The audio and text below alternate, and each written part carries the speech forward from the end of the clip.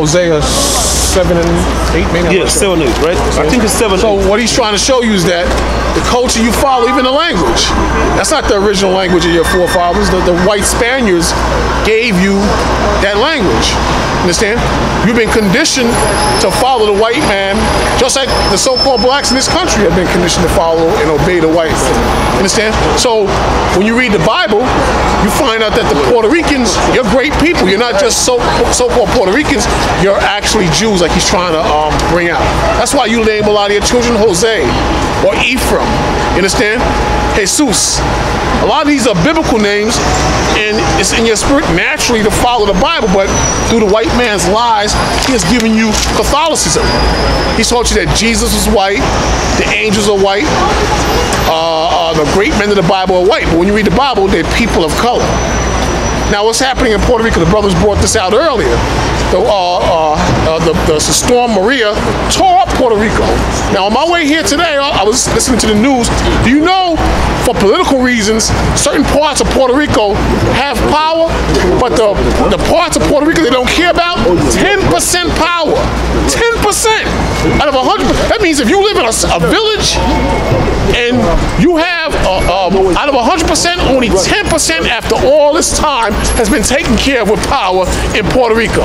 They're mainly concentrating on San Juan. They're mainly concentrating in that area for political reasons. You seen Trump when he went over there, he's throwing paper towels like your animals. But the Puerto Ricans, they're starting to realize that this country, as well as the white man, hates them just like the so-called white man. Hate them just like the so-called black man. He's realizing it. You understand? It's all business and lies and propaganda at the end of the day. But the so-called Puerto Ricans, you've been conditioned to believe lies too. You've been conditioned to believe lies too. You are known in the Bible as the Northern Kingdom. Great people. The main Spanish tribe, when you look at what we're teaching out of our people, the main Spanish tribes out of the Northern Kingdom, that's well known that the Lord is dealing with is a tribe of Ephraim. The Lord is dealing with all the tribes, but the main ones is the so-called Puerto Ricans. And when you check it out of all the Spanish tribes on this sign, the main ones that have influence, that has flavor, that has that electrifying spirit is Puerto Ricans. I'm not saying the other ones are insignificant, but you always notice that Puerto Ricans stick out. They always stick with Judah. Good, yeah, right. Give me go back to that Isaiah, the 11th chapter. Let me show you something. Isaiah, the 11th chapter, and I think it's like the 15th verse, something like that, about Ephraim should not envy Judah. Go to that. And like the brother said, he's right. You understand? But it's going to come out. There's going to be race wars. And a lot of these Puerto Ricans, they're going to side up with a lot of the blacks. The Dominicans, they're going to jump on board.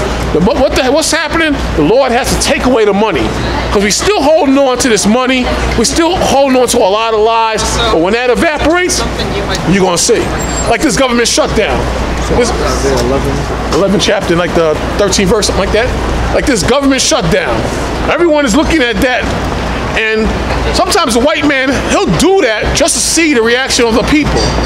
He'll send out some type of confusion or tragedy just to see the reaction of the people. But one day the white man is not going to be able to stop it. When that money goes, you're going to see the different reaction of people. Because people are dependent on money. All right. Yeah, they're singing now, and people are scared. They're scared. Look at these people walking up and down the street. You would think they're okay. They're not okay. Some of them are scared. Some of them had homes, now they're living in apartments. All this is the Most High's doing. He's going to jam this white man up. And when he jams this white man up, you're going to see a lot of people that depend on the white man, they ain't going to get that help from him. They ain't going to get that help from him. They think he's the great savior. It's not going to happen. So the 11th verse. Yep. Isaiah 11:13. The envy also of Ephraim. The Lord said, the envy also of Ephraim. See, because at one time, the so-called Northern Kingdom envied the Southern Kingdom, which consists of so-called Negroes, Haitians, and West Indians. But the Lord is bringing us back together. The Most High has to kick us in the behind for us to come back together. The Lord tells you, in your afflictions, you're going to seek Him early. Read it again. Isaiah 11:13. Come on. The envy also of Ephraim. So the envy also of Ephraim, the so-called Puerto Ricans, but not just them, all the Spanish tribes, the Northern Kingdom. Come on. Shall depart. Shall depart. The Lord going to take that division away from us. He's going to take that envy out of you.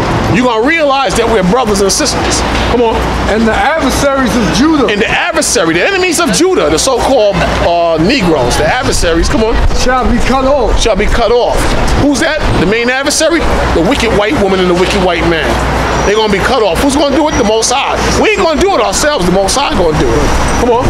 Ephraim shall not envy Judah. See, Ephraim, the so-called Hispanics or Puerto Ricans, shall not envy Judah. Come on.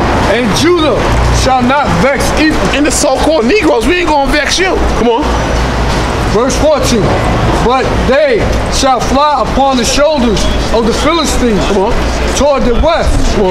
They shall spoil them of the east together. All the heathens, Africans, Egyptians, even the white man, the Lord gonna put that spirit to sack them, meaning rob them, to take them down. We don't got power right now. It's going. See, if you look around, you ain't gonna vote. Like I was meditating the other day and looking at these brothers and sisters.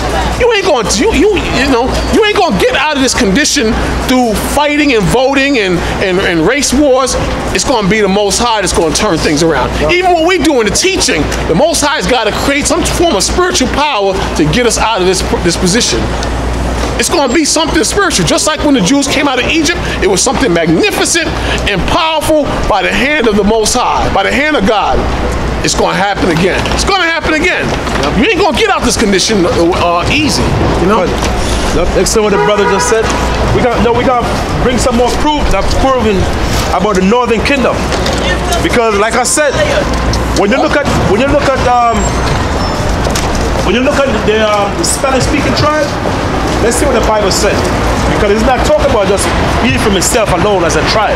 It's speaking about the whole tribe. Give me Hosea chapter 7, verse 8. Hosea 7, 8. That's what it is. Right. Hosea chapter 7, verse 8. I'm going to show you something, brother, that this common sense would tell you.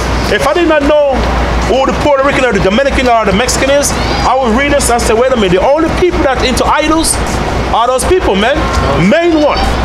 Because when you got a lot of Puerto Rican, Dominican, and Ecuadorian house, nothing but white image, man. Everybody's white. And let's see what the Bible says. Give me Hosea chapter 7, verse 8. Read. Hosea 7 and 8. Right. Ephraim